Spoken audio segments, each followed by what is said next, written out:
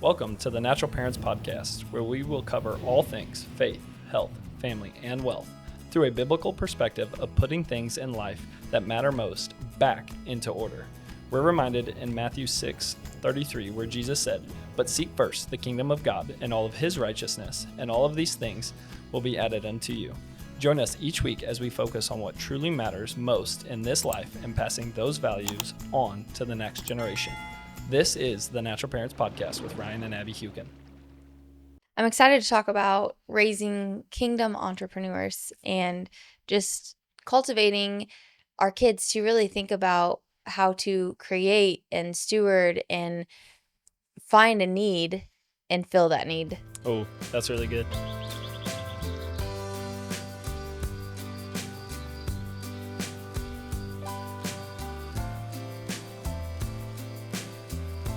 That makes me think of something about my heart in this inside our house is to teach our children the idea that they're paid on the value they bring. Yeah. Not just for the time that they're committing to the workplace, right?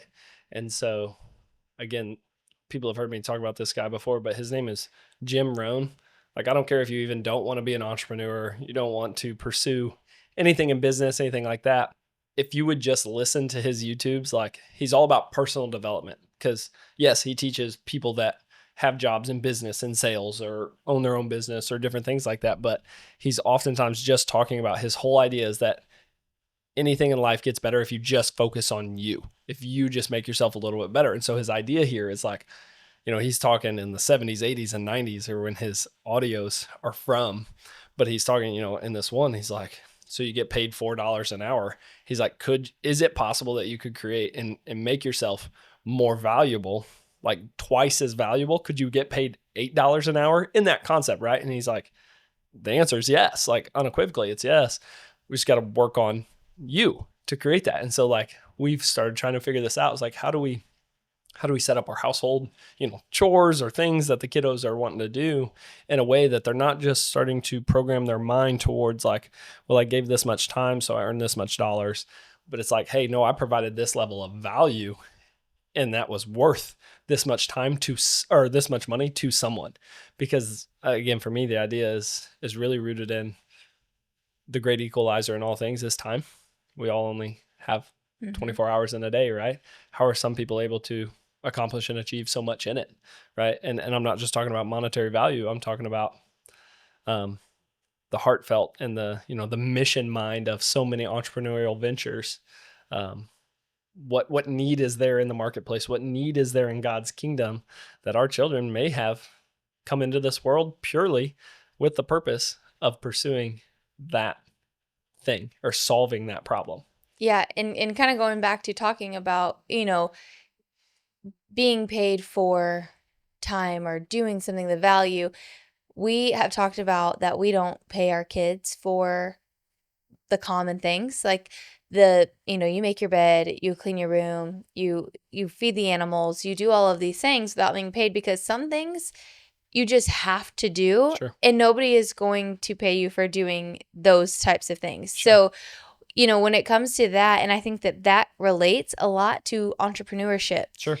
They're still providing value by making their bed and cleaning their room and taking care of the animals, but not everything is going to be rewarded right then. Sure. Their payment may come when we are able to eat as a family the animals that we, have raised and have worked hard for. And the same goes for entrepreneurship. Just because you're providing value doesn't mean that will be rewarded immediately. Ouch. Yeah.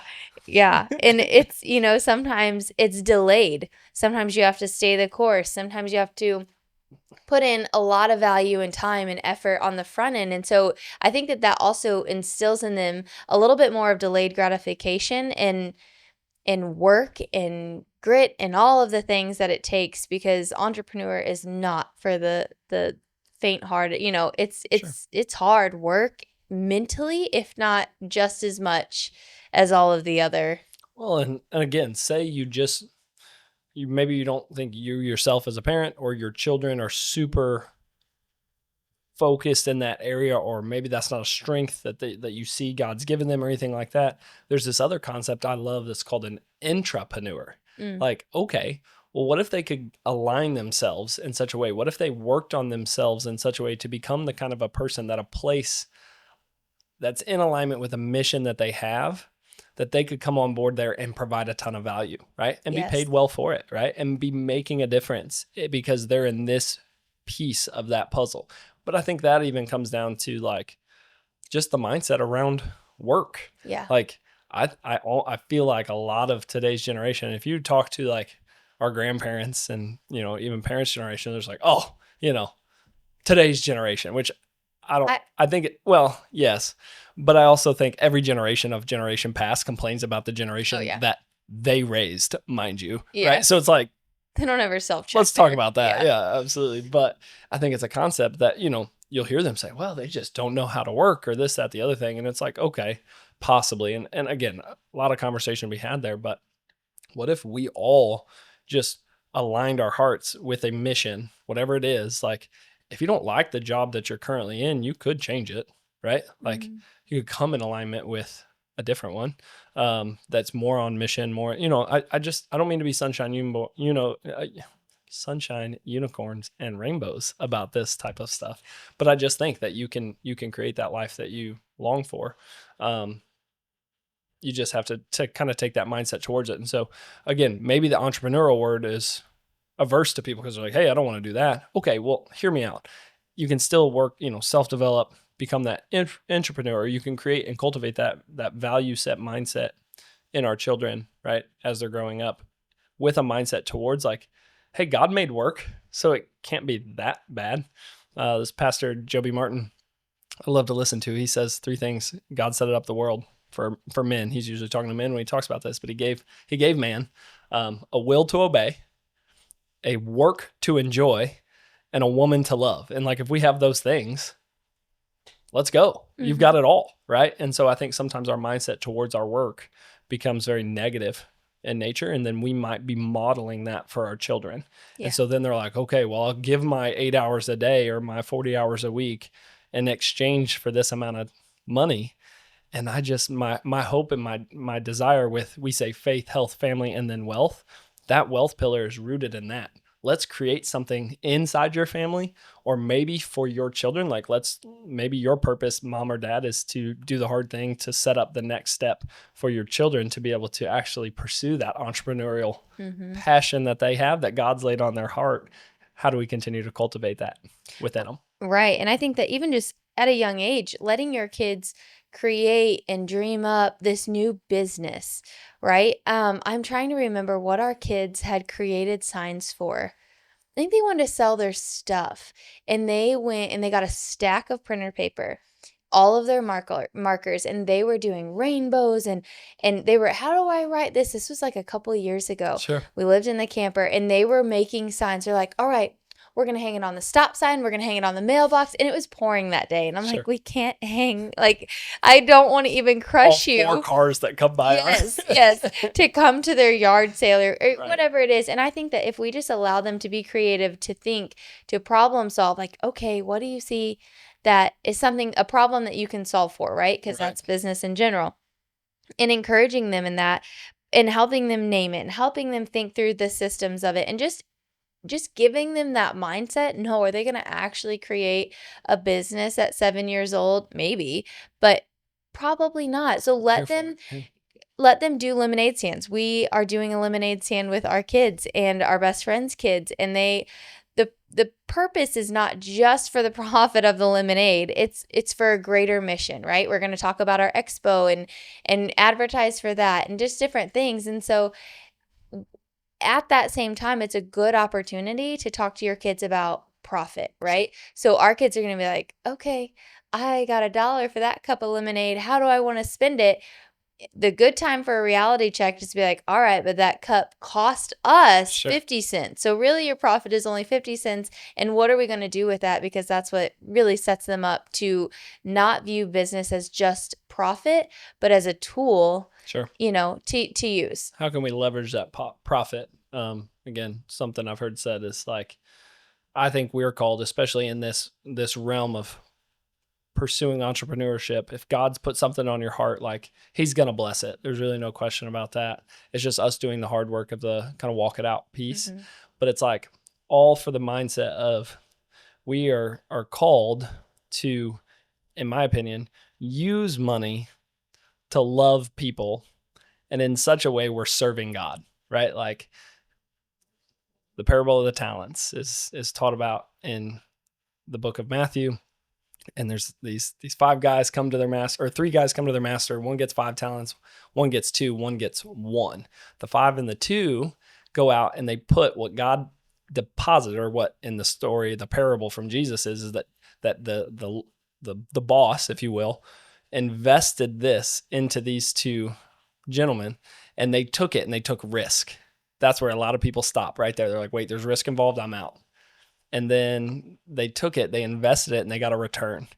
And God measured not anything other than the fact that they got return, right?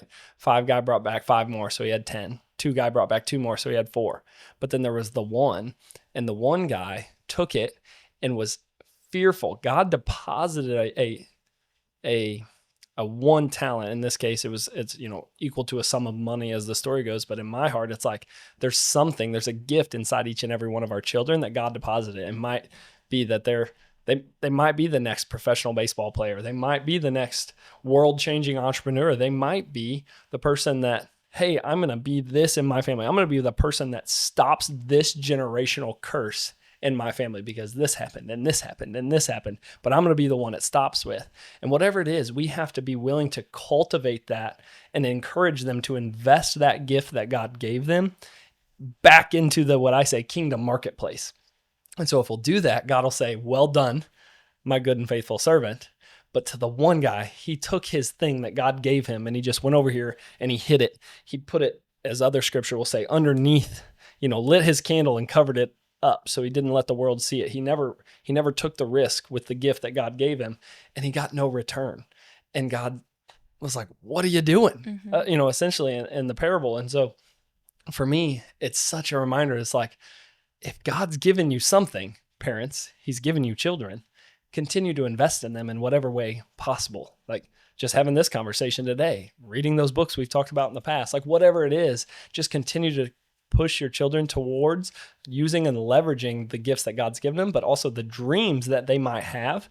Like I never want to be the person that diminishes my children's pursuit of something. Like you said that, like it's a rainy day, they're making signs, not a solid business plan, right? Putting signs up on the stop sign on the back county road. But hey, I appreciate the zeal. And so then it's just a matter of how do we guide and direct that into a passionate, purpose for them to truly pursue. And that's where, I think a big role that we have as parents with our children to really invest in that wealth pillar concept. I mean, we live in a first world country. We live in the greatest country in the world. We are wealthy. There's no question, across all measures of other worldly aspects of things. What I'm talking about when we say wealth pillar is how can we create something that pushes back darkness in this world, leverages a tool like money for God's goodness. Yeah. And I mean, with that, we've talked about money habits and spenders and savers and all of that. And this is also where the foundation of our kids' spending habits and saving habits can be set. And I've seen I think it's like a piggy bank or it's a bank of some kind, and it has different little slots in it. And it's like, okay, this amount I'm going to be able to spend. This amount I'm going to save. This amount I'm going to give. This amount I'm going to reinvest. Sure. And it just teaches our kids to switch from, oh, I have all of this to spend, to, no, I'm going to give that away. Church, charity, missionaries, different things. I'm going to do that. I can spend this amount. I'm going to save this amount, and this amount I'm going to go and maybe put it back into my business to make it better. Sure. Or, start a new business or different things like that. And I think whenever you lay that foundation from an early stage and really let them have a lemonade stand and do all of that with their profit. Sure. Make sure you do humble them real quick with the expenses. Yeah. Revenue is not profit. But I really do think that doing that at an early age really gets them to think appropriately when it comes to that. And then when it's big money and not just monopoly, Sure. then maybe they'll do it better. Well, so on that concept of stewardship, like I've heard this, and we talked about this, I think, on the podcast before, where people will often say, if I just had, I think it's like something like 20 or 30% more. People always are in that thought. They're just like, well, if I just had this much more, right? And the conviction question here is, well, if you were God, would you give you more money? Mm-hmm. Because going back to the parable is that God gave to them, right? And then they went and did with what God gave them. The worthy servants, right? The good and faithful servants did that. And the one who didn't do what God had put on his heart for him to do, he got too afraid of making a mistake or losing it or anything like that. And he just buried it into the earth and hid it away so that he wouldn't lose it. And God's like, that's not why I gave you that, right? And so this is something I'm not calling you out. We've discussed this before, but you'll say something like, well, I'm not creative. And I'm like, well, you're made in the image of God, and God, the first thing God ever tells us about God is that he's created. He is creative. He says in Genesis chapter 1, he said, and God created, in the beginning, God created the heavens and the earth. So why did God tell us this? Like, of all the things he could have started with, that's the first thing he tells us. It must be pretty important. And so if he's creative and created all of this, and his like cornerstone of creation is us as human beings, like we are his masterpiece, right? He said his total tone changed. He says, let us make them in our image. Everything else was like, he just did it. He said, creatures of the ground, let them come forth, right? Creatures of the sea, let them come forth. But when he got to man, it was like, let us make them in our image. And so if God's creative, then we are creative. And so how do we cultivate that creativity in our children so that they can create something and really push forward against the darkness of this world? And that's like, for us, that's this concept of the natural parents, right? That's why we want to have an expo. It's not just for the sake of getting together and hearing some really amazing people speak, have some awesome vendors, maybe shop some natural and, holistic ideas and stuff like that. But it's like, let's come together and build something that I'm not even sure yet what God wants to do with it. But I really believe it's something that's going to push against some of the big dark issues that are, or at least come from, a broken family in this world. Because I don't know, I always say that's a molehill I'll die on all the time, is that I think you could trace every bad, broken, emergency room issue, if you will, right? Like, be it human trafficking to divorce to, all these different concepts that we're facing as families in modern day world, they could all be traced to just that breakdown of the family unit. Somewhere in the family tree. Exactly. Somewhere. And I think there's spiritual realms to that and stuff like that. So the hopes with the Natural Parents Conference is that, right? This whole podcast, why are we doing this? Let's get a community of like-minded families together and push back against darkness. Yeah. Just growing together as a family, but also thinking differently, because, we're used to just hearing 9 to 5, all of the things. And that is fine. Like you said, there's entrepreneurs who are powerful people who actually move a mission forward. Sure. But let's just cultivate that way of thinking around all things faith, health, family, and wealth, and come together in a group with like-minded people. I love it. Yes, we should do that.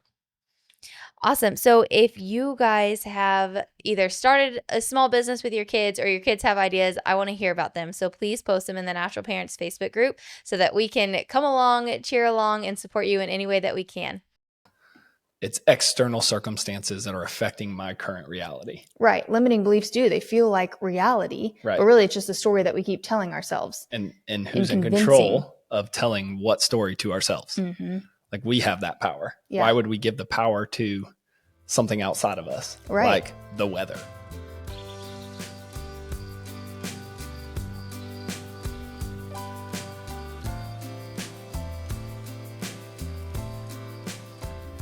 Hey guys, welcome. This is our temporary home studio because we were not able to make it to our typical Chesterfield office recording studio because the lovely snow that we got here in the St. Louis area, everybody forgot how to drive, and we get to come to you live from our dining room table. So welcome. Super glad that you're here. Yeah, we want to have a home studio. Anywho, won't be here because this does not mix well with children. Yeah, they'd be all over these microphones. Yeah, they would. I kind of like the new white mics. Yeah, white was my pick. Yeah, and that's why I brought it to the home studio. But hey, here we are. Yes. Temporary setup. I think it's working pretty good. You guys have to let us know what you think. Doesn't Abby's tree look great in the background? I'm not an interior designer. I think it looks good. She's there. She's been dogging on her own tree skills. Not really. It just makes me itch. I think it looks great. It really does. It really looks good. It does. Merry Christmas. It does. So, okay, today, what do you want to talk about today? I am so excited. I love this topic all of the time, but it is just the abundant mindset. It's very important. Yes, and it even goes so much further than just abundant mindset. That just doesn't even encompass all that it can, but I'm really excited just to talk about that and dive into that today. I heard somebody say that they believed in the law recently. I thought that was interesting. The use of the word law, the law of infinite abundance. Do you know what that is? No. Okay. So it's where you believe that there is more than enough for all of us to have more than enough. Okay, I have. I don't know where I've heard that before, but yes. I just yelled it at you the other day. No, okay. I'm kidding. Oh, okay, I don't remember. No, I really do believe that. And I think, well, again, not to get too deep into these weeds, but the very first ever sin that's listed in the Bible is a sin of lack and a sin of scarcity. And we were told as humankind that we could have and eat from any tree in the garden, lest the one tree in the midst of the garden. And what do? Don't touch the big red button, right? And like we as humankind, we just have to touch the big red button. It's born within us. But I think we have a tendency to focus on what we don't have. And we oftentimes miss all that we do have. And at the root of an abundance mindset is like gratitude for everything that God has blessed us with. Yeah. And it's also just like limited belief. Yeah. Whether that's like in yourself, in others, or your circumstances. Right. There's a book called Best Year Ever by Michael Hyatt. Yes. And he talks a lot about limiting beliefs and different frameworks around why we believe that, what that really looks like what is an example whenever you speak of a limiting belief. Right. Sometimes you have them and you don't even realize that you have them. Yeah. And I think that is the biggest practice that we could invite you guys into with this topic is take a second and just reflect. Do I have any limiting beliefs? That book, we'll link it in the descriptions, but it talks a lot about it. Actually goes through a practice of just self-identifying. Are there any things? There is nothing in the Hukin household that my kids could say that upsets me more. Like, y'all, don't come for me, but if they cussed, I might laugh that off and ask them not to do that again. But like if they say the word can't, right? That's a struggle for me because I again, yes, are there things that maybe in theory wouldn't be most likely possible? You bet. But impossible is just that, a fact of your mind. And so you might be, as Abby always tells the kids, it sounds like you're having a hard time. Did you mean, I'm sorry, that was a weird way to say, was that French? Yeah. Are you having a hard time? Like that's a thing as opposed to the word can't, but things like can't, never, always. Those are textbook terms that you might find that you are surrounding a limiting belief around. I could never, I can never, I'm not capable. Like I can't do this or that. Those are pretty good starter words for anything you might be doing in your life. Yeah. I'm not good enough. People don't support me. This is just how things are. Oh, this always happens to me. Bad luck just, follows me. All of those types of things like woe is me, pity party are a limiting belief. And whenever you speak those, it really just attracts more to you. Well, and it sounds too, I just heard it for the first time, you running through those, is that there's got to be some correlation between that and almost like victimhood of it's external circumstances that are affecting my current reality. Right. Limiting beliefs they feel like reality, right. But really it's just a story that we keep telling ourselves. And who's in control of telling what story to ourselves? Like we have that power. Yeah. Why would we give the power to something outside of us? Right. Like the weather. Right. And, I was just talking with you and I just posted this online that I was talking with our kids and like sometimes even if somebody else does something that may upset our kids, I'm not neglecting their emotions. We are allowed to feel certain ways. However, we cannot give it power throughout our day. We Right. cannot let that person be in charge of how we feel for the rest of the day. We can't give them that power. We own that. And so there's been times that the kids have been upset about certain things that maybe were done or said or how somebody treated them. And I'm like, okay, like, let's work through that. However, you gain your power back. You don't give them that. You don't give them Totally. that power and that authority over your day and your life. You can reframe it and choose to see something good or use something good out of it, even if it's, oh, I'll never do that to anybody else. That's great. Right. Yeah. Okay. How do you like that? I mean, that was just the dinner conversation last night that Avery and I had. Yeah. I don't remember what it was. It was something. She asked her brother for something. She did. Yeah. Something to her I was brother. like, hold on. Are you doing that because he did that to you? And she said, yeah. I was like, well, is that how we react to people? Do we do to them? Do we treat them a certain way because of how they treated us, or do we treat people the way we want to be treated regardless of the circumstances? And she was funny because she was just cute and chewing. She was like, basically like number two, Yep. She's like, I hear you. Yeah. And so I think it's little things like that. And, Ab and I get on here and we talk all the time about seemingly sometimes minute, tiny little conversations, but I think those tend to add up over the course of our life. We talk about with our kiddos starting the day with gratitude and fixing their mind on what they're thankful for, because like how easy is it for us to just continually do that, where we fixate and we think about all the things we don't have. I struggle with that personally, very much so. Mm-hmm. And I want to be better about it. And so I think talking about it on here, you guys hopefully get a benefit out of, wanting to be better about that too. I get a benefit of bringing something that's a struggle for me out into the light. That's a greatest thing. So thanks for coming to my confession hour, y'all. But also it's something that we can all talk about how we can better our children for this, because the goal of this podcast is to make an impact and a positive impact, not only for Christ, but for the next generation, so that, Christ can shine through them. Right. And I do think that is why it is so important to focus on gratitude first thing in the morning.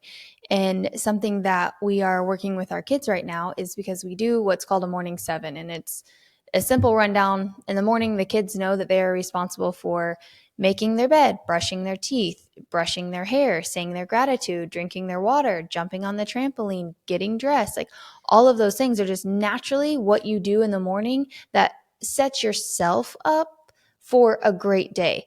I tell them it's not that it benefits me at all if you do any of those things. Right. It is literally only to benefit you and your day. And I will ask them, what are you grateful for? Because it'd be easy. Mom doesn't see that I've done, gratitude today, but starting your day like that really does just set the tone. And I've talked about this before. I don't let them just rattle off the 3 things that they see.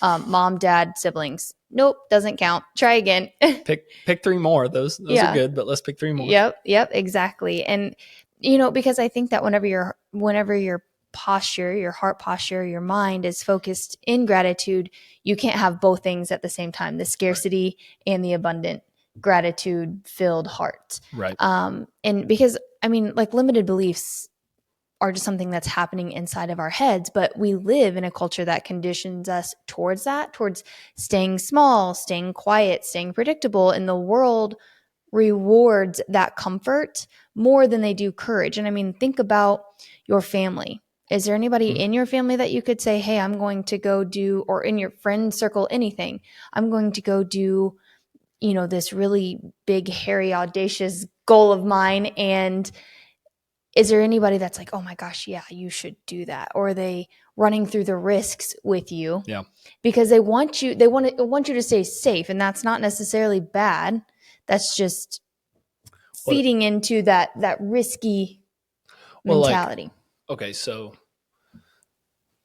there's an idea here that you said limiting beliefs are kind of like this internal conversation, but I think they're actually shaped by our external environment.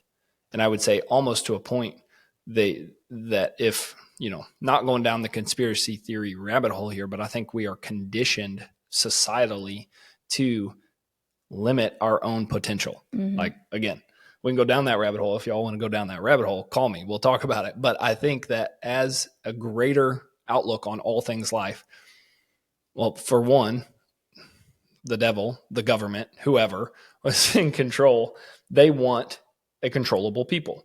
And so if you will accept a degree of complacency over the visions and the dreams and the goals that you set maybe when you were 7 years old, but now you're not doing that, it's not me condemning you for that or whatever. It's just bringing it into light of saying, hey, that might be something that quote unquote they or him, the enemy, would really surround you in that, external circumstance so that you continue to really believe that inside of your heart and inside of your mind. And so it brings me to this point, and I'm not a theologian, but I'm just thinking about this right now. I want to bring it out, is that there's scripture, and Jesus talks about when he renames Peter. You remember it? Like, he's like, he's Simon, now I'm going to call you Peter. And Peter is actually Petros. We say Peter. Petros is just meant rock. And then Jesus said, on that rock, I am going to build my church, and the gates of hell will not prevail against it. And I've always thought that was a weird thing, and I don't fully understand it and comprehend it, except for gates are a defensive mechanism. And that's like gates aren't going to, the gates of hell aren't going to prevail against it. Like, they're going to be defensive, not offensive. You know what I'm saying? Like, they keep stuff out, or maybe they lock something in, but why would the gates of hell prevail? Why would they ever prevail against the church of Christ? Well, I think there's something to be said there about how much of that battle happens in our minds. And so when we have a limiting belief, we are bound by the gates of hell, if you will, and we have to actually open them up and get past that. Do we need to pause? What is that? Our dogs fighting. Like Bear and Finn? Hold on, I'm coming right back. Are you sure? It sounded like Winnie. You stopped it? Okay. As parents, we love finding natural ways for our family to feel their best, and that is why we chose Llama.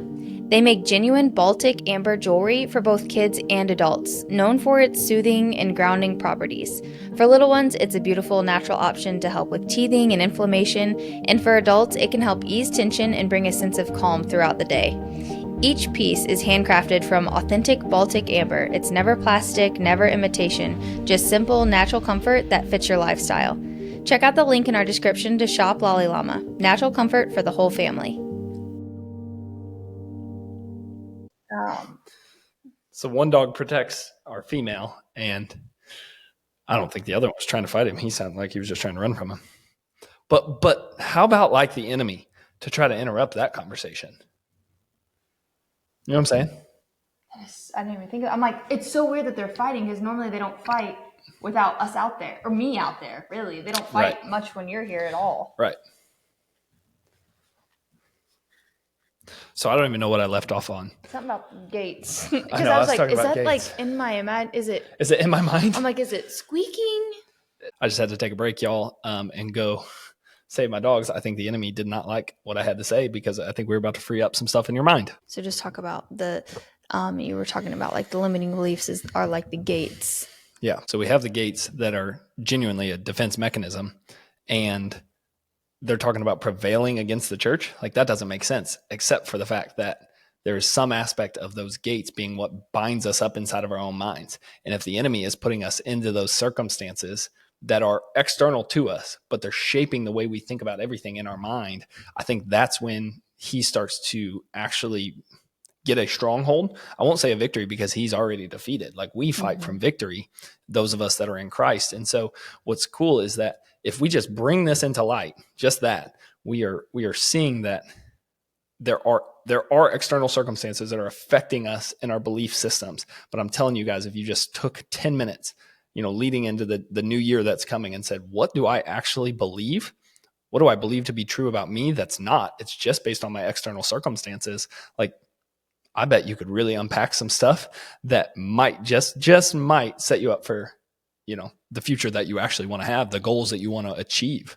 And that like you mentioned, we are like a broken record with this, but who you surround yourself with matters. And if you're around people who constantly rehearse their excuses, you'll start adopting the same language, right? Totally. Living the same way. And if you're around people who think growth is risky, or playing it safe is really smart, different things like that you are what you surround yourself with. And so that's just something, I'm not saying who you're around is wrong.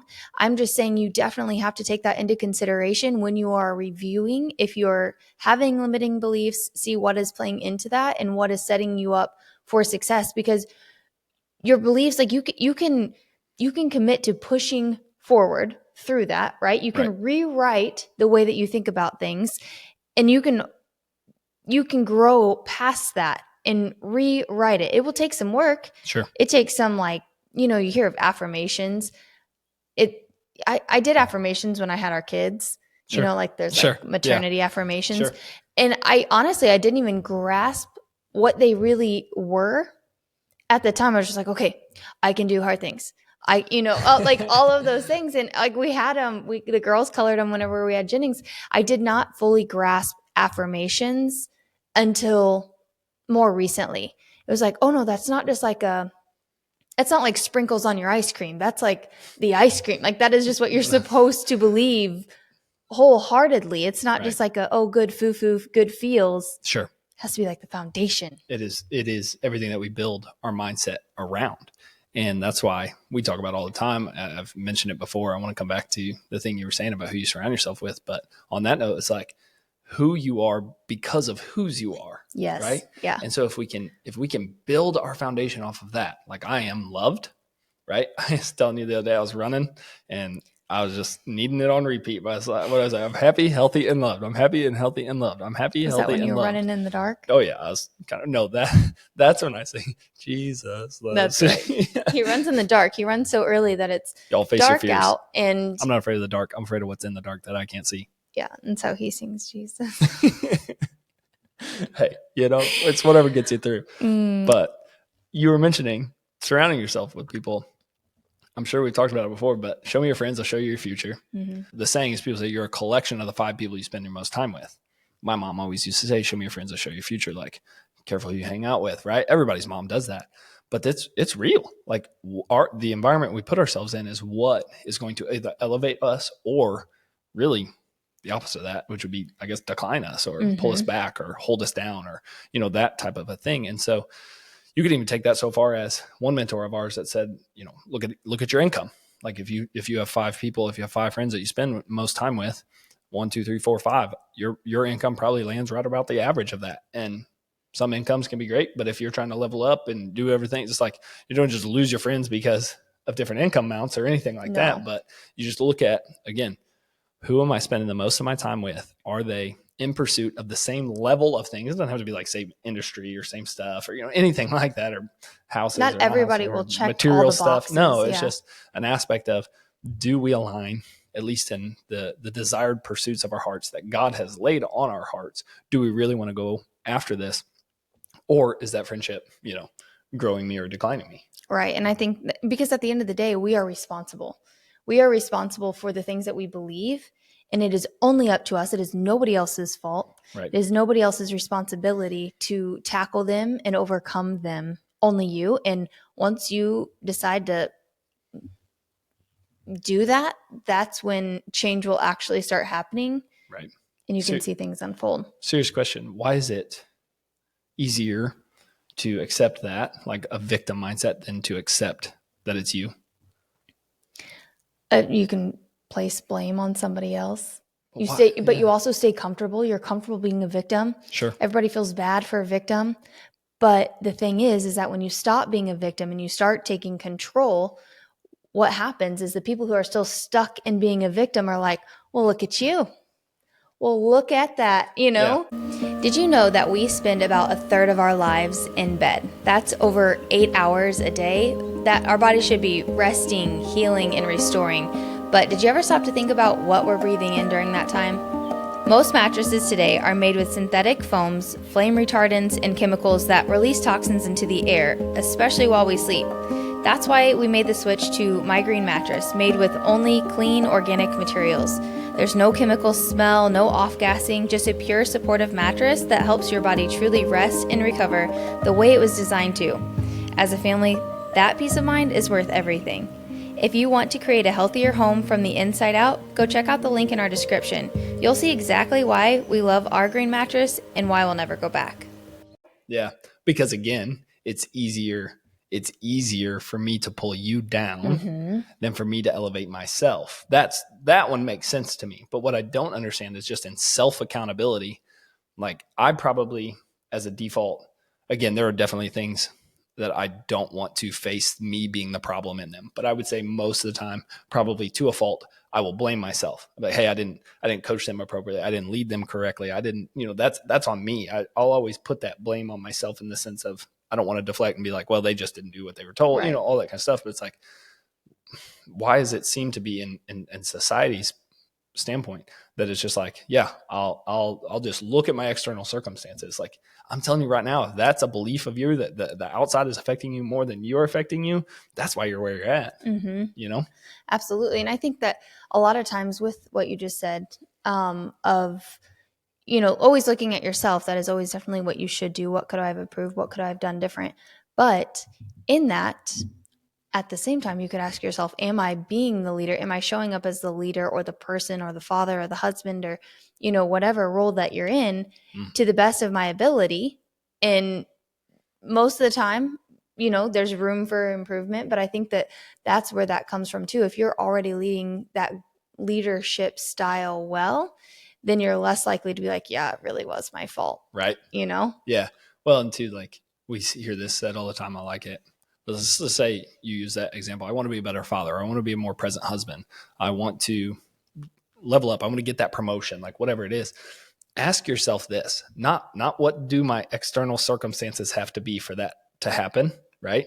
Because that's where we find all those limitations in our mind. Instead, take a moment, journal about it, write it down, and say, who do I have to be to accept that level of a promotion? Who do I have to be to start that company? Who do I have to be that kind of a present father, husband, employee, coworker, leader, business owner, whatever it might be? And I think that's where probably the root of solving for your limiting beliefs comes in, because you can actually get past it that way. You really can. And it is. It's instead of waiting for it to happen for you to then become that person, you have to become that person before it happens. Yeah. And a lot of times, emotion is such a big thing in what we feel and then what we think.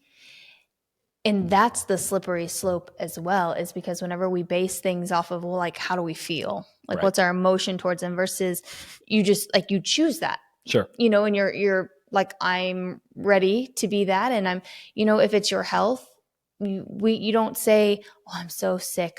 Oh my gosh. Well, if I could just lose 30 pounds or whatever that may be, like, your health journey is shaped by the beliefs that you carry about your body. Right. And if you believe that you're just an overweight person, or you're just an anxious person, or you're just somebody who's too busy to take care of yourself, like, your actions will follow that narrative. Sure. But if you shift your believing to that, like, oh, God designed my body to heal and adapt and thrive, you begin to then take actions that align with that thought process. And then your belief is a catalyst to getting you. And I think I love that term. I love that term, belief, because I think what we're on the slope of, the slippery slope, or the fine line of here is like, we talk about it all the time, like manifesting versus just being in alignment with who God says I am. Right. And so today, right now, in that moment, might not be the version of you that you want to be. But if you can fix your eyes on that version of you, the wildest thing is that if you can have that thought, which is just as easy to have that thought, which is a desired outcome for, let's just say, 10 years down the road, or 10 months down the road, 10 days down the road, I don't care. That's the desired outcome. Well, we spend all of this time, like exponentially more time, on thinking about and quote unquote, I want to say manifesting, or just like thumbing over in our mind time and time again about the undesired outcome. And then that keeps us stuck and stagnant where we don't want to be. And so if you can think, which thought is the fastest thing in the universe. They always talk about the speed of light, but if you can think it, like, how fast is a thought? So fast. We do this all the time. We're like, well, what are you thinking about? And it's like, well, I'll tell you, but I got to tell you how I got there. And it takes like 5 minutes, but it was like within 2 seconds. It was a snap of a finger. Felt like I had all of those thoughts. Right. And so that's what's wild, is that if you can think it, then the only thing that's actually between you and that version of you that you want to achieve, be it health or wealth or financially or your family or your faith or whatever it is actually just time. And time is a weird construct. It's actually a man-made construct. Like, right? God's not bound by time. So we made it up. So we're all worried about whether it happens in 2025 or 2026 or 2027 or whatever. Like, it doesn't matter in the grand scheme of things. You're an eternal being with a physical finite body. So, okay, let's think about that. So if that's the case, then all you have to do is fix your mind on the desired outcome that you want and allow the time to pass while, as Abby said, actually putting your mind on those desired outcomes. And so then you start to shift your physiology into, hey, you know what? Like, thing drives me crazy. It's like, I don't have time, or I can't wake. I'm not a morning person. Like, that's a limiting belief. Do you want to be a morning person? If you don't want to be a morning person, you love working at night or whatever, that's fine.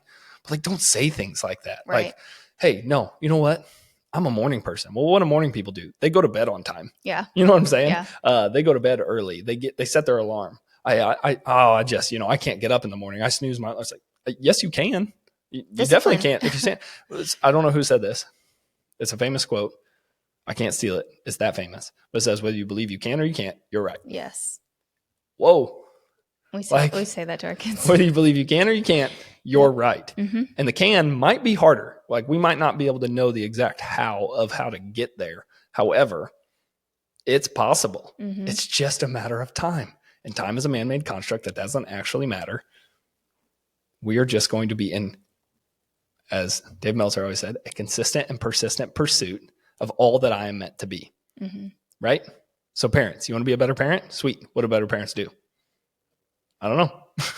I'll ask some sometime. We're not good parents. Yeah. It looks different for every person. But even that, like, think about families. Think about families who are like, oh, our kids are just wild, which, yeah, sometimes kids are just wild, call it what it is. But, oh, well, our marriage will always be strained because X, Y, Z. Oh, well, our family struggles, blah, blah, blah, blah, blah. Like, all of those statements feel like observations, but are actually just those limiting beliefs wearing masks of reality. Right. And it's like, when a parent can rewrite that, how much more life could you speak into your family, into your kids, into whatever it is? It's like, oh, we are a family that does what we say we're going to do. We are a family that is disciplined. We are a family that does the hard things just because they're hard, and we are better for it. And careful, you're getting me all excited. I like doing hard things. You do. You like it so much more than anybody I've ever met. It's a problem. You kids are respectful. You are loving. You are caring. You are kind. All of that. And in return, this is not bragging. It's not all the time. But what are we told anytime somebody meets our kids? Those are the best kids. Your kids are so respectful. Oh my gosh, your kids, look how caring they are. If that sounds like bragging, it is. We speak it into them. So they have no other choice. Do you see what I mean? But I really do. I mean, everyone brags on their own children, but I am so proud of our children for that thing. Yes. Like, and it's a gift, and I'm so glad that they are that. And as Abby said, they're not that all the time, but like, this is the greatest thing ever. Like, we get to brag on our kids. And I'm telling you right now, somebody needs to hear this. You got a Father in heaven, and he wants to brag on you. Like, he's a good dad, and he loves his kids, and he'll brag on you all day long. He sees you for only the good that you ever are, as long as you know Jesus as your Lord and Savior. So know him, love him, and then carry out a life that points others to him. That's all we want. That's what we want for our children.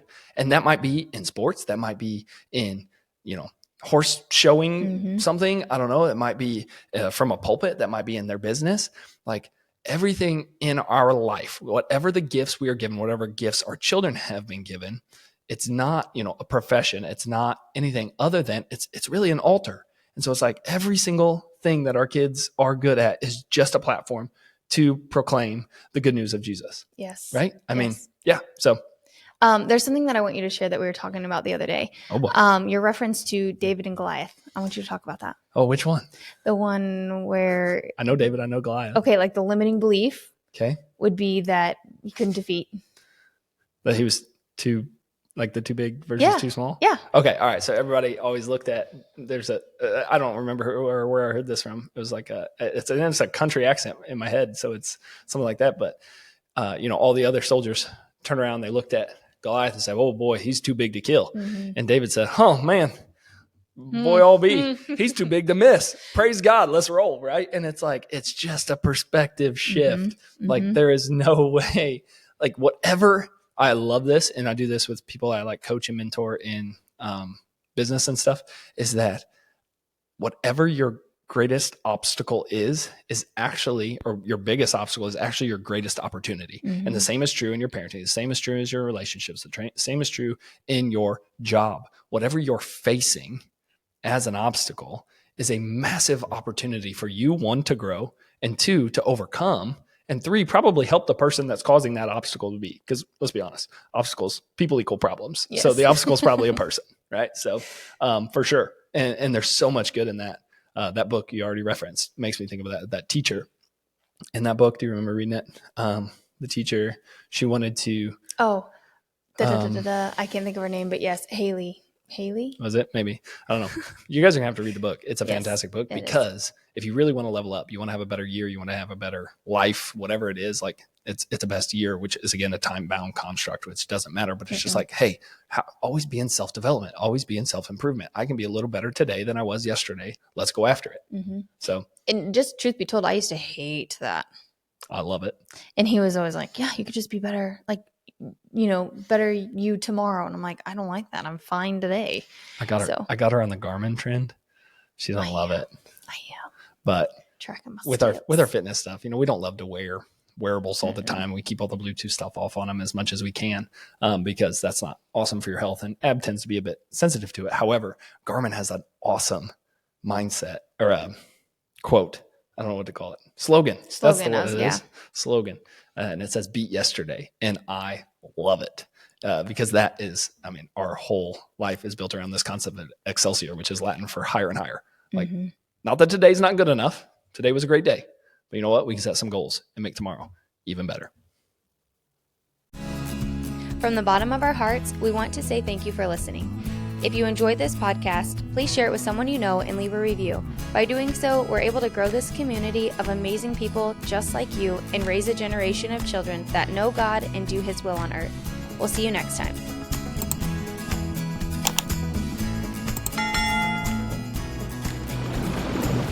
This is the Natural Parents Podcast with Ryan and Abby Hukin.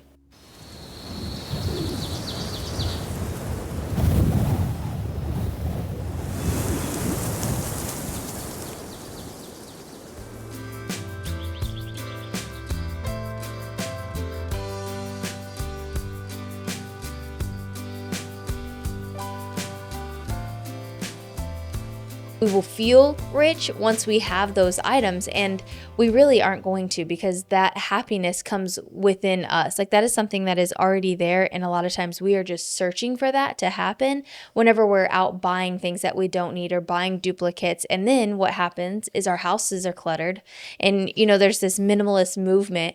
If you are practicing being a minimalist, it's because you're practicing being happy with what you already have, but also the clutter that more things bring. Only take your peace. And how many hours of the day or week are you spent organizing your belongings, right? And it's that instant gratification of buying something new, but then it's constantly, it's gone the next minute, 2 minutes. I think there's a stat for that too. I would love to see that, because of the, what is it, a dopamine release that it does when you buy something. It's like shopaholic. Yes. Yes. And that's why the 24-hour rule is an idea of wait 24 hours before you buy something. Make sure that you're really wanting it and you're not just looking for that next dopamine. Sleep on it, right? Yes. Welcome to the Natural Parents Podcast, where we will cover all things faith, health, family, and wealth through a biblical perspective of putting things in life that matter most back into order. We're reminded in Matthew 6:33, where Jesus said, "But seek first the kingdom of God and all of His righteousness, and all of these things will be added unto you." Join us each week as we focus on what truly matters most in this life and passing those values on to the next generation. This is the Natural Parents Podcast with Ryan and Abby Hukin. I wish I knew the exact stat. I don't. But for how many Americans are in debt, and how much of that is further than just their house and, we'll just say, student loans. I'll let that be a pass as well. Yeah, that's funny, because I was thinking about honestly the same thing, and I don't know. I know it's a scary number, and I know it's probably updating consistently, and the stats are ever changing every year. But there's some wild statistics out there. The thing that where my brain went to when we started talking about this today was like the fact that our entire system, the system of the economics, really of the world, but especially here in the United States, is actually based on your credit worthiness. And your credit worthiness is really about how well are you at paying back debt. Like if you stop and think about that just for a second, get outside of the box and be like, wait a minute, what? Like all of who you are to a bank in this country is how well do you take debt and pay back that debt. The better you are, then the more we want to give you money to pay us debt back too with interest. Like it's such a weird and broken system to me when you really like, I don't even know how to put it into words how weird I think it is. I know. Yeah. We're all just a number. And I mean, I've played their game for I'm 33 now, but for 30, whatever, 20 years, whatever. Yeah. Whenever I started, get your first credit card, start paying things. We all were told, all this stuff. And it's like, whoa, wait a second. Can we talk about just for a second? Is this the only way to do this thing? I know. And it doesn't even matter how much money you have, like how much actual cash that you have in your bank. It's just how well you are at paying it back. And I think that the whole world has just really given us this false, like keep up with the Joneses, if you will, type of lifestyle for a credit card to even be needed. Right. If you really think about it, maybe our home loan, is the only thing that we should need a bank for. We shouldn't, for one, student loans, like they're just outlandish. Like they are just wildly expensive, some things. And, but also just the credit card need. What do you need a credit card for? If you're, it's but like only for these things that are, yes, an emergency fund, all of that. But if you're preparing for that and you're preparing, don't put the cart before the horse, then you can save up for certain things that you would need. A credit card just makes it really easy. Right. Well, and I think I'm going to use the term they a lot today, they being the powers that be. I don't know. I don't know the intricacies of how all of the micro and macroeconomics of the world go around. But I do know that for a fact, our economy, which is a booming economy as the world standard goes, right? Like, people will say all the time, well, I'm not wealthy. Like if you live in America, you are. Like you might have first world poverty. That's real. You might be broke, which means you're over leveraged, as I like to say. But I do know this. I think the number is, it's like $30,000 or something like. It's like $28,000 or $30,000.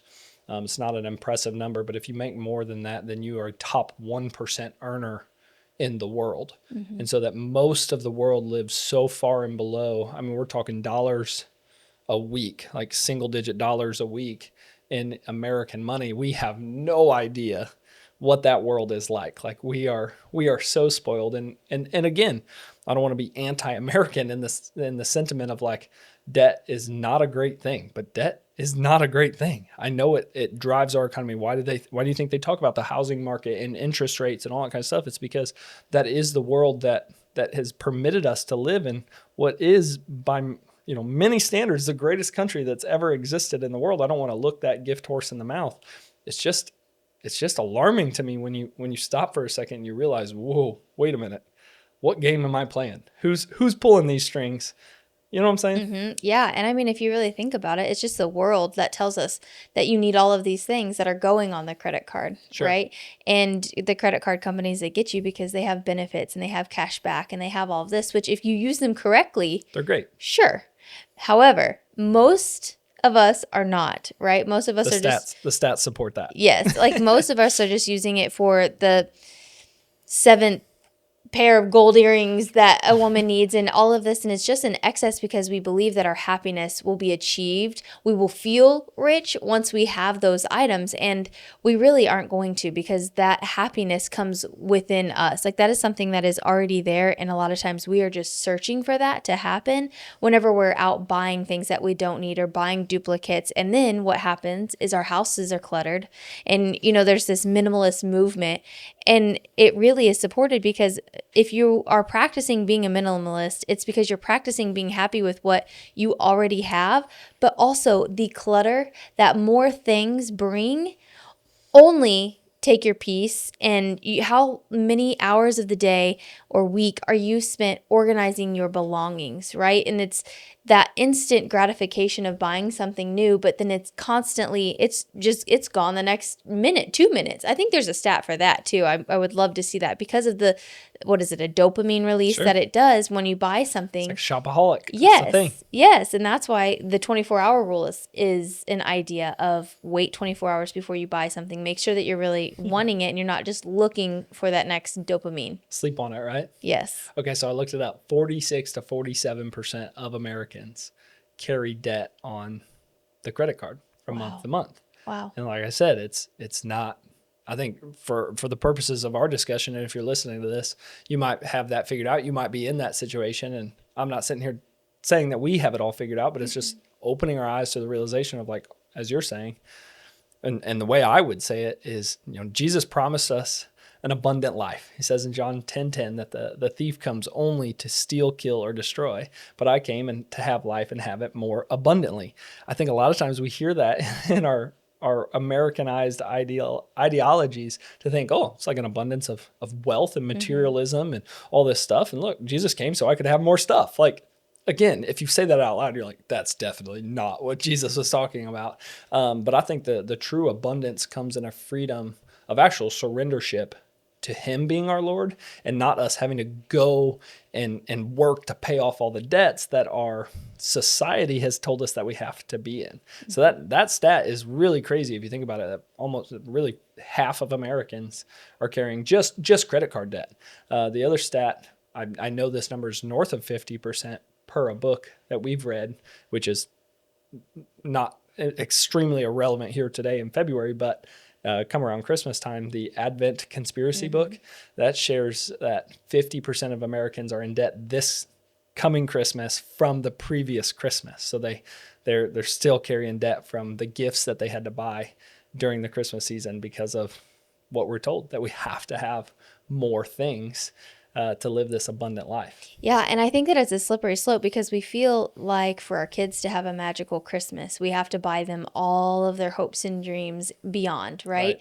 But then we are not setting them up for success in their future years because we're still paying on the debt at if it's a credit card, 28-30% interest. Yeah, for sure. So what does a Christmas present actually cost whenever you're doing that math? Sure.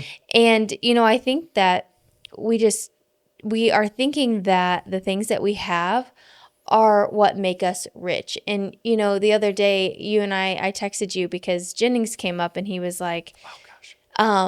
Mom, how did he say it? I got a gift and you're never going to guess what it is. And I said, what is it? Do you want to read it? I'm going to find it. Yeah. Okay. Okay. Okay. So the other day, Jennings goes, hey, Mom, do you want to know the gift I got today? I said, let me think about it. And he said, you're never going to guess it, so let me just tell you.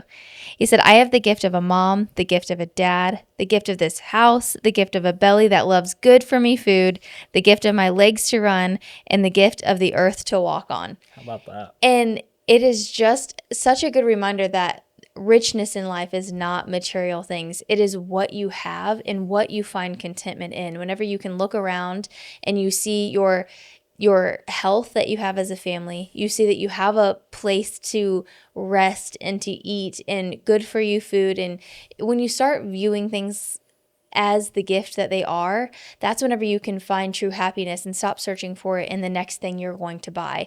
And it just, when you think of the stat that you shared on how many Americans deal with debt, it makes so much sense why people like Dave Ramsey are such absolutists. They're like, he's like, no credit cards, cut them up. We are moving at the speed of cash, and because the discipline that comes from that allows you to really get out of debt. Because how many marriages have so much conflict over money? How many parents and spouses are so short with the ones that they love the most because they're actually scared about making the payment the next month, And I think oftentimes Americans, they look at, well, that car only costs $800 a month. I can afford $800 a month. But you shouldn't be looking at it like that. You need Right. to be, if you have the opportunity, and I'm not saying that everybody's able to start out by saving up for their first car. Everybody starts somewhere. However, whenever you can save that money and then go pay cash for it, that burden, that financial burden isn't going to be as heavy. It's gone, right? Yes. I think there's so many thoughts I was having as you were sharing that. The first one, the word you use, contentment, is I think key here, because I think we can be content in so many different situations. And I struggle with contentment, not in a sense of like, so much materialism as it is just like, I always feel like I have to be working harder or achieving the next thing or anything like that. And there's reason for that. But, Paul, and everybody knows, I think it's Philippians 4:13, Paul says, I can do all things through Christ who gives me strength. And I love that. And it's a great sticker and bumper sticker and wall graphic and stuff like that. Tattoo, no slight if you got the tattoo. I think it's a great Bible verse. It really is. But I love the key, and this is the one that people miss. The verse right before it, Paul is sitting in prison when he writes that. And he says, I found the secret to contentment, whether in much or in great need. In basically saying, whether I'm rich or poor sitting in prison, I have found the secret to contentment. Pause. I can do all things through Christ who gives me strength. So like, if we would just reflect on our own contentment, like Jennings saying those things, like I'm just grateful for legs that work. Like what? Like Yeah. that allow me to run on this earth, and do this. And it's just like, it's such an amazing, like they say all the time, like you're raising your kids, but your kids are also raising you. And it's such a beautiful reminder of that, because while again, we go through our own journey, we're in our own debt pay down journey right now. It's like, because we got caught up in the discontentment that I think is bred within the minds of every American in our society. And like, again, I'm not trying to go down a conspiracy theory or rabbit hole here. It's just, that's the fact. Like our economy, it relies on the amount of people that are in debt. And like the more of that, then the more the merry-go-round. That's the way my dad always used to describe it. It's like the merry-go-round of life. And it's like faster and faster. And you're just on for a little bit of a ride, and now you can't get off. And it's just crazy. And that's not what any of us really truly want for our lives or for our children's lives. So it's almost like you have to peel the scales off your own eyes so that you can set your own family up for future success, which is a huge piece of the debt pay down journey, right? Yeah, and it's humbling, of course, to do that. But whenever you have the chance to do that, you know that you're setting yourselves up for a more promising, less slave to the lender future, but then Absolutely. also your kids, and you're able to teach your kids through that as well. Did you know that we spend about a third of our lives in bed? That's over 8 hours a day that our body should be resting, healing, and restoring. But did you ever stop to think about what we're breathing in during that time? Most mattresses today are made with synthetic foams, flame retardants, and chemicals that release toxins into the air, especially while we sleep. That's why we made the switch to My Green Mattress, made with only clean, organic materials. There's no chemical smell, no off-gassing, just a pure supportive mattress that helps your body truly rest and recover the way it was designed to. As a family, that peace of mind is worth everything. If you want to create a healthier home from the inside out, go check out the link in our description. You'll see exactly why we love our green mattress and why we'll never go back. As parents, we love finding natural ways for our family to feel their best, and that is why we chose Llama. They make genuine Baltic amber jewelry for both kids and adults, known for its soothing and grounding properties. For little ones, it's a beautiful natural option to help with teething and inflammation, and for adults, it can help ease tension and bring a sense of calm throughout the day. Each piece is handcrafted from authentic Baltic amber. It's never plastic, never imitation, just simple, natural comfort that fits your lifestyle. Check out the link in our description to shop Llama, natural comfort for the whole family. Well, I love it, because you're talking about a few different things here, and I'm going to amplify them. But like the one that people bring up all the time, and I want to be careful to draw a good line here, is that people say all the time that the love of, well, actually what people will say is that money is the root of all evil. And I don't think either one of us agree with that, or do I think that's actually what the scripture says or reads. It says that the love of money is the root of all kinds of evil. And so that delineation, I think, is important, because you're starting to talk about, lordship. And I think, yes, we want to be financially well enough off to not have needs. So that comes in two ways. One is like, well, let me not worry, right? Because that's our favorite verse. It's the verse in the intro of the podcast is Matthew 6:33 says, seek first the kingdom of God and all of these things. What are these things? The stuff we worry about, clothes, food, house, all that stuff. Sure. It's like, don't worry about these things. God will take care of them. It says, look at the field and the lilies that, not even Solomon in all of his splendor was dressed as pretty as this. Like, God's going to take care of a field and dress it up. He's going to put some fine clothes on you too. Like the birds of the air, they're not running around worried about whether they're going to eat or not. There's food everywhere. We live in a very abundant world. Just look around. There's so much abundance. And I think we've just been trained to lose sight of that. But then two, again, is, okay, if you can get in right relationship with your money, you might be feeling suffocated by debt. You might be being short, as you described, with your friends, your family, your loved ones, because of the stress, that a financial burden of choices and decisions that we've made in the moment now are haunting us, right? Like we've lived in that. It's like, no, I've made the decision to be debt free. Like, I just want to be there. Yeah, no, it's like, no, we've got to spend the next few years paying for this decision until we're ready to get out of it. But it's making that daily conscious choice to say, you know what, money, you're not my Lord. I'm going to get over you. I'm going to get on top of you. I'm going to get my finances in order in such a way, whatever the Lord has sought fit to bless me with, I'm going to steward really, really well. Because right now I might have the conviction that we're not stewarding it as best as we could, because everything that we have is a gift from God. And so if that, let's just say $5,000 a month total operating family budget, I don't know if that's what you're working with, you can work with that in this country. That's possible. Don't get me wrong. If it's less than that, if it's more than that, there's a way to work around that. It's a gift from God. Get on top of it, make the conscious decision, and then the daily decision not to go down the wrong rabbit hole where money and debt becomes your Lord, and you say, no, I'm over this. I control this. I control my spending. I control what we buy. And then one day you're debt free, and then look at the freedom that does come from that, right? Yeah.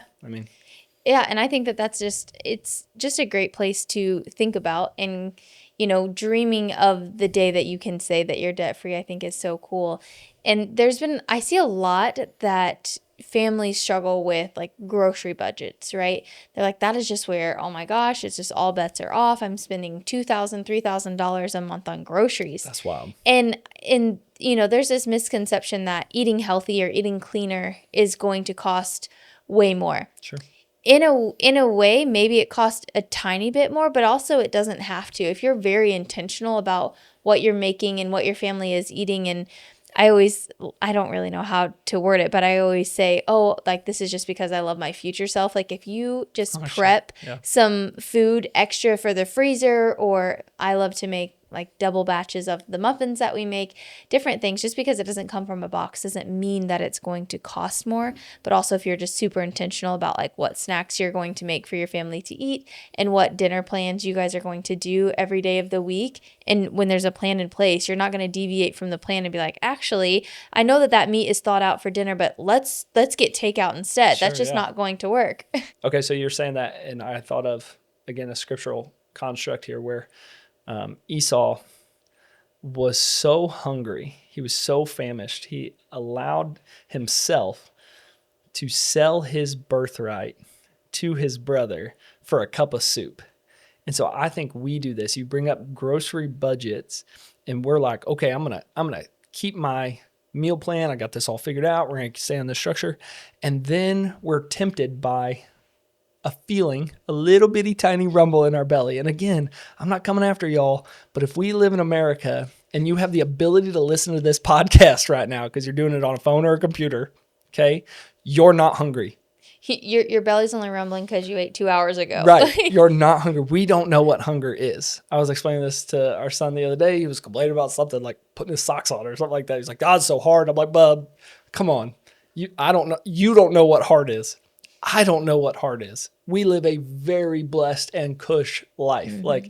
And same thing goes for our hunger pains and the desires that we have to eat. So we'll make this, you see this all the time. People say, well, it's so expensive. And if we just allocated our eating out budgets as Americans to our grocery lists that then are going to be cleaner, going to be more nutrient dense, going to be better to serve our bodies. Or if you just skipped that meal, I promise you, short of like a diabetic situation, you're Right. on the verge of collapse, like whatever. Like if you're a relatively healthy American and you feel a hunger pain, you're not hungry. Like our Drink kids will be some like, water. oh, I'm starving. I'm sorry, I love you, but you're not starving, right? Like Yes. there's so much that I think comes to this. And again, I'm not sitting here saying I get this right all the time, but like Esau was for just a bowl of soup, sold his entire birthright to his brother and said, I'm hungry, feed me. Like he wasn't that hungry. Like he could have gone and made his own soup and it would have taken him an hour and he'd have been good, right? And he's like, Worth and so it. I think we do this, and it's, yes, there's a food and a grocery budget teach here, but there's also oh my goodness, I have to have that thing right now. I've been on this kick lately because it keeps coming up in my life and different Bible studies I'm a part of and stuff. So I'll share it here too. But the world that we live in has three things to offer, and different ways, different versions will say the lust of the eyes, the lust of the flesh, and the pride of life. And we think of these things through a different lens all the time, but lust of the eyes is a materialistic, and it can be sensual and sexual too. So like, hang with me here. But like, if you think about it, it's just like, I'm looking out there's something that I want and I have to have it, right? The flesh is the same way. Yes, could be sensual, could be sexual. That's the most, when people hear that word lust, another translation is desire, like desire of the eyes, desire of the flesh. It's just, I see that over there. I want it. I see that I want to eat. I want to feel this certain way. That's what those two things are. And then the pride of life is like, that's the keeping up with the Joneses, right? In this conversation, it's like, look at me, look what I do. One of my favorite things, he's, pretty, I guess, famous in the world of YouTube goes and for things like that. But Alex Ramosi had to teach on this one time, and he was hustling and building his business and all this kind of stuff. And he was like saying that he rolled up to some like red carpet of it, and he had like a used Toyota Prius with dents and, older car and all this kind of stuff. And they're like, man, I thought you were really good at business, and like, why are you driving that car? He's like, if you're curious about my business, look at my bank account, not my car. Like, what difference does it matter what car I drive, And it's just, we do this, and we do this to each other, and we're all on the same rat race. And then we pretend through pride of life that we're not. And it's like, well, in reality, 50% of Americans are carrying credit card debt from month to month. Yes. Yeah, absolutely. And it really is. It's just if we stopped caring what other people thought, because really it doesn't matter. People are going to think you're crazy if you do or if you don't. So if you just do what works best for your family, I feel like that's really where, as long as it's obviously what you feel called to do, that's where that freedom comes from. And it doesn't matter what people think of you. It doesn't matter if you do something totally crazy that nobody would understand, because you have to do at the end of the day what serves your family and takes care of your family the best, because ain't nobody else worrying about the food on your table the way that you are. So that is why you just have to make sure that you are doing the absolute best for your family. Totally. And again, I think it's one of those notions of this idea that 100 years from now, what's really truly going to matter? Like, is anybody going to be around on this earth that's here right now today to remember what car you drove or what kind of house you lived in, or et cetera, et cetera? Like, no, it's not. Like, at your funeral, they're standing up reading your obituary, and they're like, and she drove. Like, she sold her car that she had a payment on to buy one cash, but it was 10 years older. Like I just remember that. Like, gasp, right? Also a mother of three. Oh, and she had a couple kids and some grandkids, right? Like, whatever. Yeah. No, it's that's the kind of stuff that matters. And so I think if you look at it through that lens of what impact on my family and on the generations to come, on the things that, this has been a continual prayer in our house, is like, Lord, break our heart for the things that break yours. Like, I don't think Ryan driving a brand new truck is the thing that's breaking the Lord's heart or not. And so it's like, how, and again, y'all listen to this. There's no attack. There's no slight. There's only conviction, no condemnation. I say that probably every other podcast, but it's just like, I'm just sharing the convictions of my heart right now in case that y'all are looking for a sense of community or camaraderie, in the sense of like, yeah, we're feeling that same tug. Jesus says all the time, be in the world, not of the world. Like, of the world is consumerism, debt. That doesn't feel good. I think that becomes our Lord, and we can't serve two masters. So how could we serve him with our finances? How can we steward what we have really, really well? Yeah.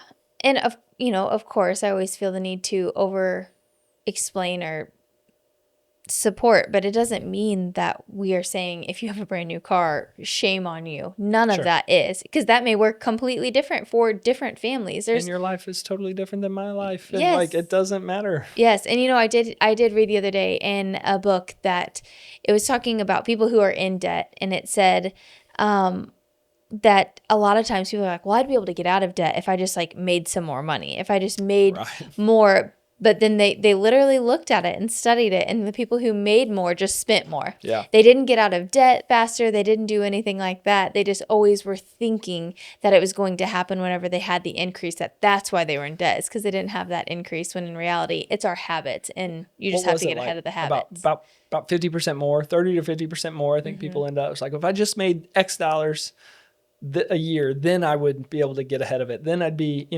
we talk about that all the time. It's the win-then parenting philosophy, the win-then aspects of life. Like, life's a journey. It's a joy along the ride. Like, don't get so caught up in getting to wherever your destination is. And that's, I think, truly a thief of your joy is you miss out on all the fun aspects of the road trip along the way, right? And last thing I was just thinking was the parable of the talents. We talk about everything in the sense that everything we have is a gift from God, right? And all we're asked to do with it is, in a way, if we believe in him and we believe that he gave us this gift, that we're supposed to get a return on that investment that he gave us. He gave all of us gifts, various different gifts for all of us. And so I think the thing that probably haunts me the most in my stewardship life is like thinking that he blessed us with 3 beautiful children. And while it's not up to me to decide for them whether or not they get to heaven, I think it's our job as parents to make sure that they at least presented with the opportunity to know who Jesus is. And so, like, again, whether it's our kids, whether it's our finances, our home, our businesses, like anything that we have been entrusted with in this world, in this life, God gave us that for a reason. And it's not obligatory. It's not like you have to do this to get into heaven. But for me, it's like, Jesus, I see what you did on the cross for me.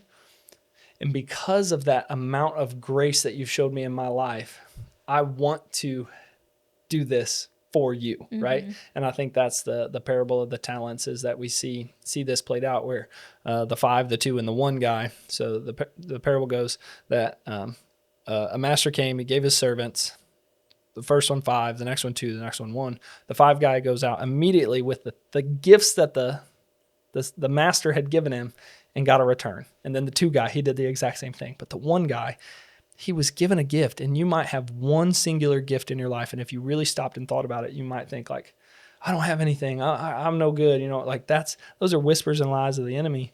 But like, you have some sort of a gift that God has entrusted you with. And I believe that you could get a great return on it for him if you go and invest it. Don't bury it. Don't close it out. Don't ignore the gift that God has given you.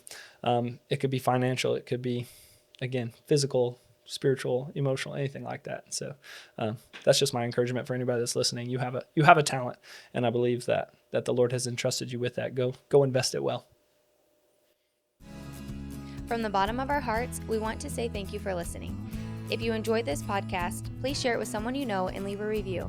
By doing so, we're able to grow this community of amazing people just like you and raise a generation of children that know God and do his will on earth. We'll see you next time.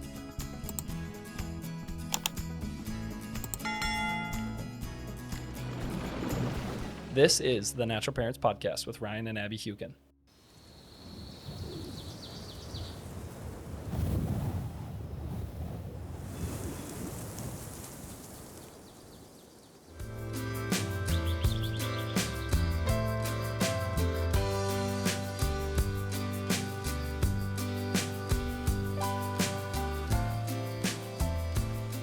I firmly believe that when you don't have a control over your finances, they are much more in a lordship position of your life than when you do. Has zero to do with loving money and feeling safety and security in a bank account. Scripture is ripe with teachings over financial positioning.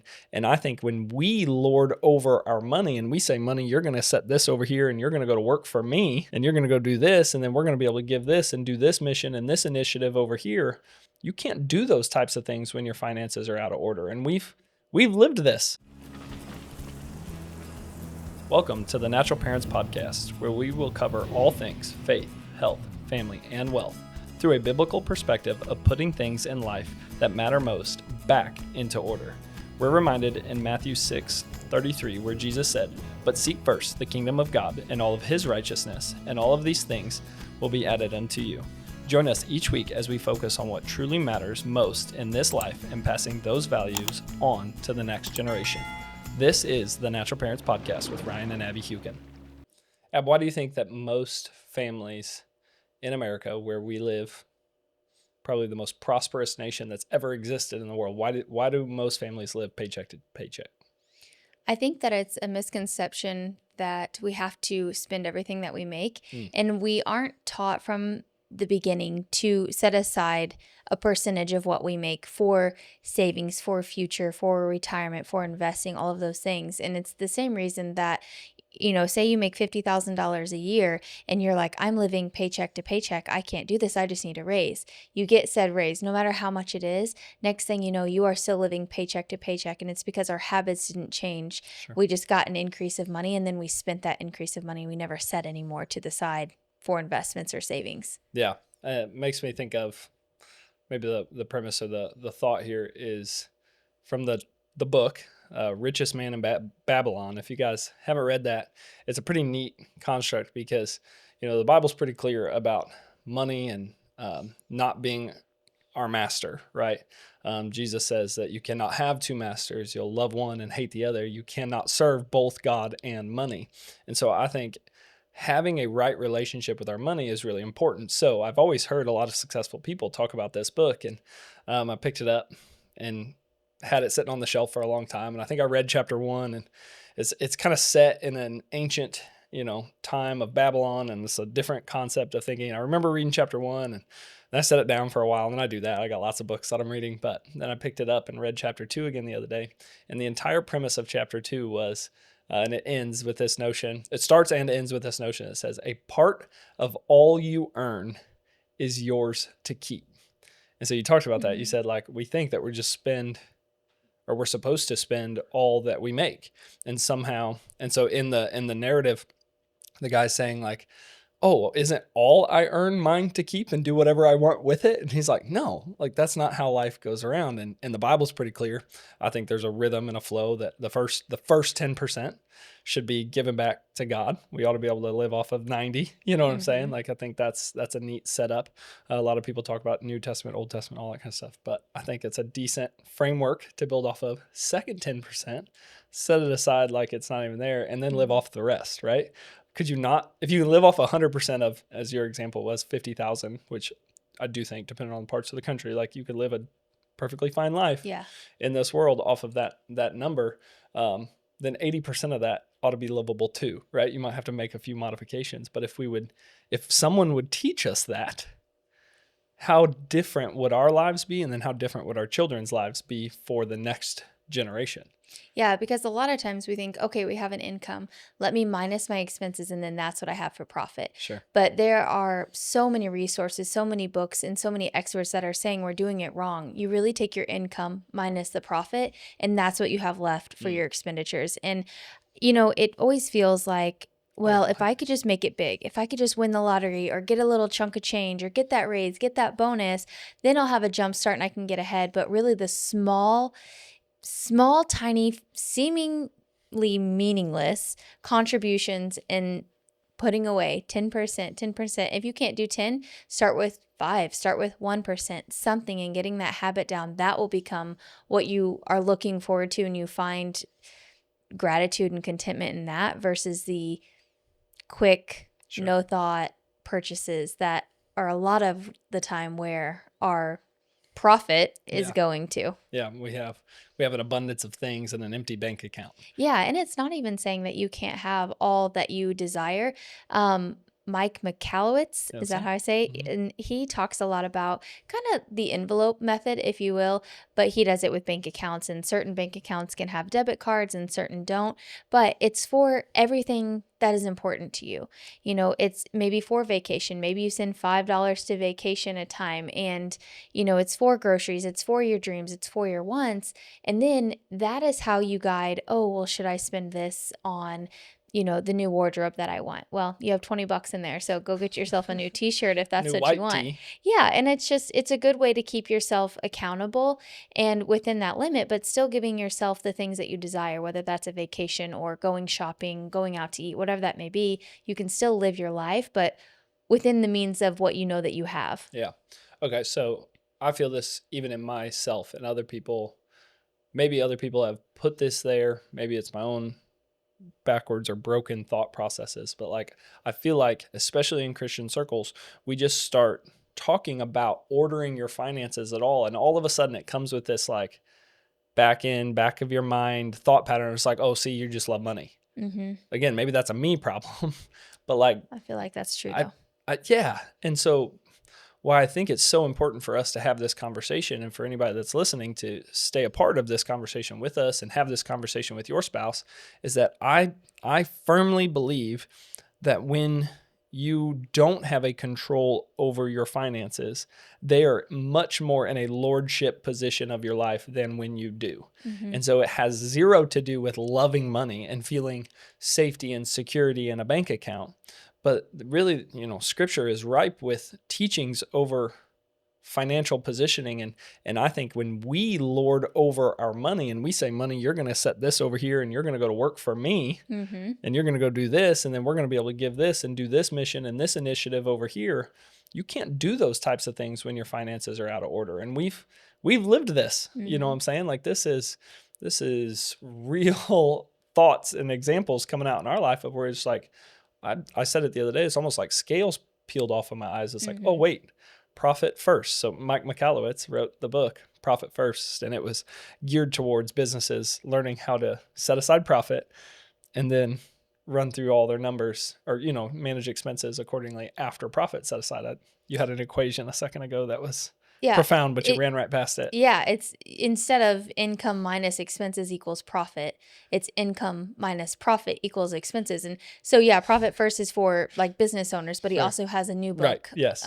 My Money Habits. Yes. And that is more for your personal finances. Which is so good. And that's where he's talking about some of the envelope methods and different things like that. But all of us, you know, you can run your home like a business, right? We can say, here's everything that the home, the business brings in, dollars and cents.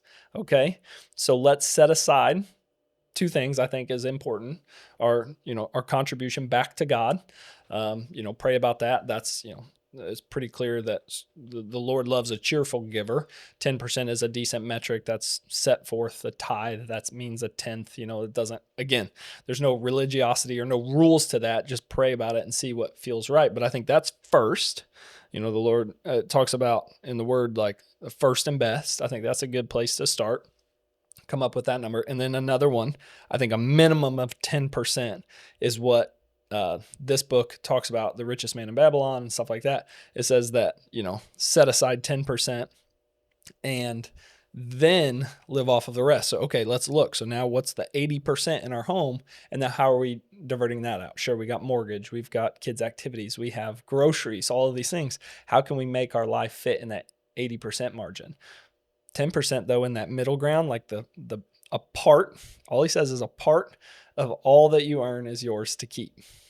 So what if 10% one day you get everything in order, you pay off your mortgage, suddenly your 10% goes to 25%. Now you're setting 25% into different growth accounts. And that was kind of what he's teaching this gentleman in the book. And I don't want to spoil the book because I do think it's a worthy read for anybody that would be interested in learning better money habits and bringing money underneath your lordship, not the other way around. Your stewardship, I guess, would probably be the way better idea to think here. The Lord has entrusted us with 100% of what he's entrusted with us. And so the most convicting thing to me that I've ever heard on this is, if you were God, would you give you more money? Mm-hmm. And so you're saying like, oh, we make 50,000 a year, we make 100,000 a year, 200,000 a year, whatever the number is. And you're like, I just need a little bit more. I just need a little bit more. And we just start focusing our mind on making more without ever getting what he's blessed us with into proper and right relationship. Yeah, and you're right. It is really just stewarding what you have better, because did you know that we spend about a third of our lives in bed? That's over 8 hours a day that our body should be resting, healing, and restoring. But did you ever stop to think about what we're breathing in during that time? Most mattresses today are made with synthetic foams, flame retardants, and chemicals that release toxins into the air, especially while we sleep. That's why we made the switch to My Green Mattress, made with only clean organic materials. There's no chemical smell, no off-gassing, just a pure supportive mattress that helps your body truly rest and recover the way it was designed to. As a family, that peace of mind is worth everything. If you want to create a healthier home from the inside out, go check out the link in our description.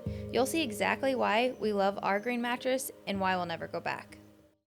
As parents, we love finding natural ways for our family to feel their best, and that is why we chose Llama. They make genuine Baltic amber jewelry for both kids and adults, known for its soothing and grounding properties. For little ones, it's a beautiful natural option to help with teething and inflammation, and for adults, it can help ease tension and bring a sense of calm throughout the day. Each piece is handcrafted from authentic Baltic amber. It's never plastic, never imitation, just simple, natural comfort that fits your lifestyle. Check out the link in our description to shop Llama, natural comfort for the whole family. You know, you say you don't want to make money your Lord, right? Well, so your finances are out of order. You're spending every dime that you make. Money is still your Lord. Amen. Because you're like, oh my gosh, when's the next paycheck gonna hit? Right. Because I feel behind, and you're the anxiety and they can't Yeah, breathe, sure. and you're snipping and snapping at your whole entire family. Versus if you just start to try to gain control back over the situation, control your impulse buying, right? Yep. Control your willy-nilly not being a good steward of your grocery budget, or the activities that you guys do, the vacations that you go on. If you just gain control over the situation and start taking care of your finances the way that you were intended to, that is also will bring a calm and a peace. And I'm not saying that that's where it comes from. Like we said, don't hear what we're not saying. We're not saying that that's the finances of your life is what gives you peace. However, you are called to steward what he gives you really well. And that can even look like your finances in your bank account. It can look like the car that you have. Is it clean? Yeah. Do you take care of it? Is there, snacks and trash all over the place? There's no excuse for that. You have a vacuum in your house. You don't have to have a membership to a car wash. Just Right. different things like that. Just stewarding what you have really well to where you feel peace and contentment within that. Yeah. And again, I think it's so profound. At any point in time, you just stop and ask yourself, if you were God, would you give you more of anything? It doesn't have to be money, more X, Y, or Z. Are you stewarding what he's given you? Because everything that we have is a gift from above.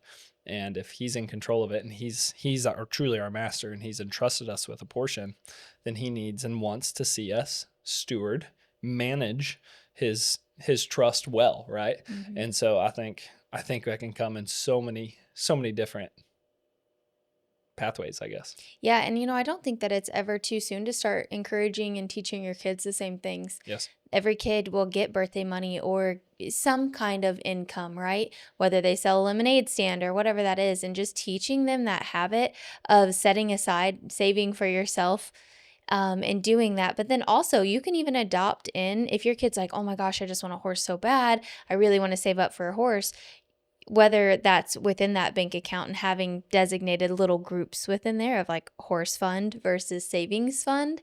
I just think that those habits are just a great way to lay that foundation so that they don't go into adulthood and they're like, oh, I have like a real paycheck. Let me just buy. Yeah. Absolutely.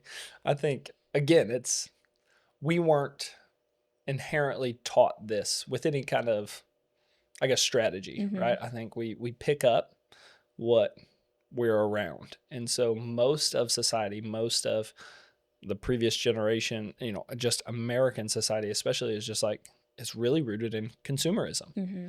You're not happy because you don't have what your neighbor has. Yeah. It's the old adage, keeping up with the Joneses, right? And so many people say, well, I don't do that, or I don't want to do that.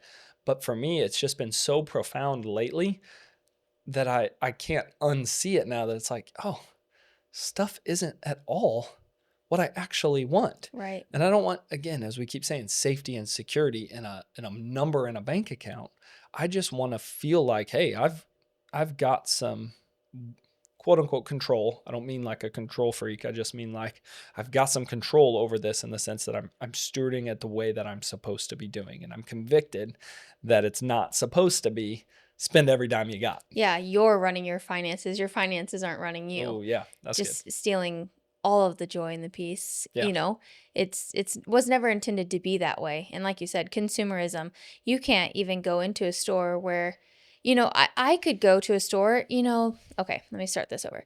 If you are like, I'm just going to go shopping, I don't need anything. You know, back in the day, we always just went to the mall, didn't need anything. Just people watch. But you come home with like 6 bags full of stuff, right, that you didn't need. Right. And that's what stores are designed to do, is to make you want and desire the thing that you didn't even know you needed. Right. And so that's just where it's a dangerous thing. But if you keep that in your mind, you know, and know that that's the strategy and the hope, and yeah, that purchase is going to make you happy for the next 2.5 minutes. Right. But then you're going to start regretting it whenever you're like, okay, we have 10 cents for this week's grocery budget. Right. So, Right. Well, then in our world, where do we pull it from? The credit card. yeah. Right. And then that's a super slippery slope. We talked about it last week. And I think some of our conversation last week bleeds over and into the mindset of this week's conversation. It was just like, seriously, getting a better grasp on this, because there's a reason Jesus talked about money more than anything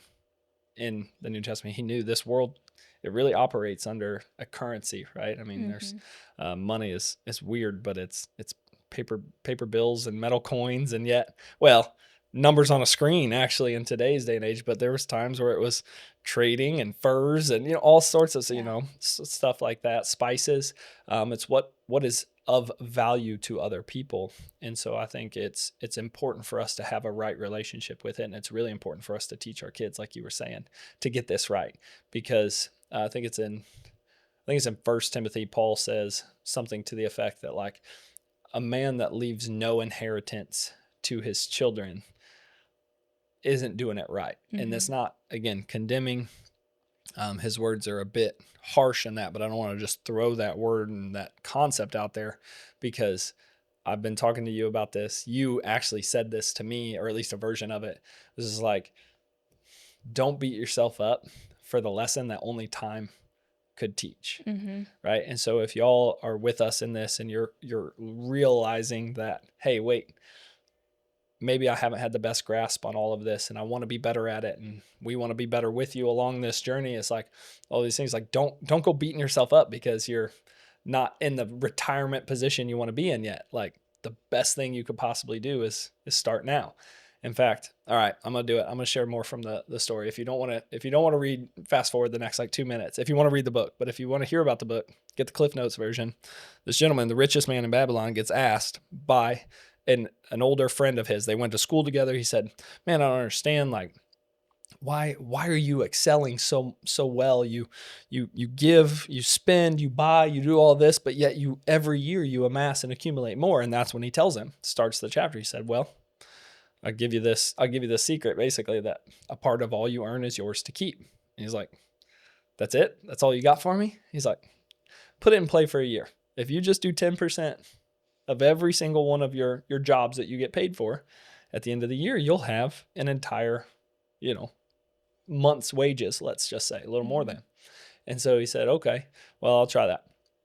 And so he goes to work and he does that, and he comes back and he's like, well, how's it going? He's like, good. And then he takes his savings after the year and spends it. He tried to invest it, but he did it incorrectly. And he's like, oh, well, try again. Your money's gone. But the guy's like, oh, well, that, it was disappointing. It was upsetting. His whole, year's worth of savings was gone. But it's like, now he's another year older. He could have beat himself up, all this stuff. He's like, but the habit was there. I had learned to live off of 90%, and living off of 90% in this guy's situation was no different than living off the 100%. It was almost negligible. I didn't even notice it. But then once he had made the savings, then he invested that savings, and now his savings was working for him. And so if we can do this, if we can get a good grasp on this and control our own impulses and our own desires and the materialism that rules this world in our minds, then our children can understand it too. And wealth without wisdom is wasted. We don't want to just pass our kids a paycheck whenever Mhm. we pass away, right? Our kids or our grandchildren. A godly man leaves an inheritance to his children's children. That's the way the Old Testament says it. And it's like, that I believe is true. And yes, it can be a material with, inheritance, but it should be a spiritual inheritance too. And that's an important piece. And our role as patriarchs and matriarchs of our families, that all this kind of stuff is what does this affect generationally from now? Is this going to make me happy, as you said, for the next 10 minutes, maybe a year? Mm-hmm. Or is it going to negatively impact my future children's children for generations to come? Right. And when you're beginning this journey, it can feel daunting. Maybe you have credit card debt or consumer debt or loans that you are like, I made the decision to not live like this. So I feel like those should all It just should be be gone. gone.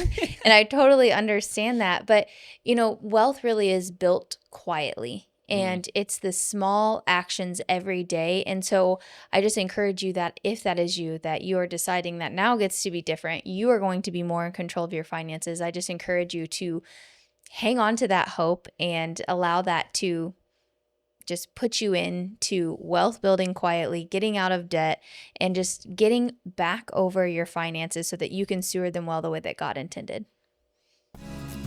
From the bottom of our hearts, we want to say thank you for listening. If you enjoyed this podcast, please share it with someone you know and leave a review. By doing so, we're able to grow this community of amazing people just like you and raise a generation of children that know God and do His will on earth. We'll see you next time.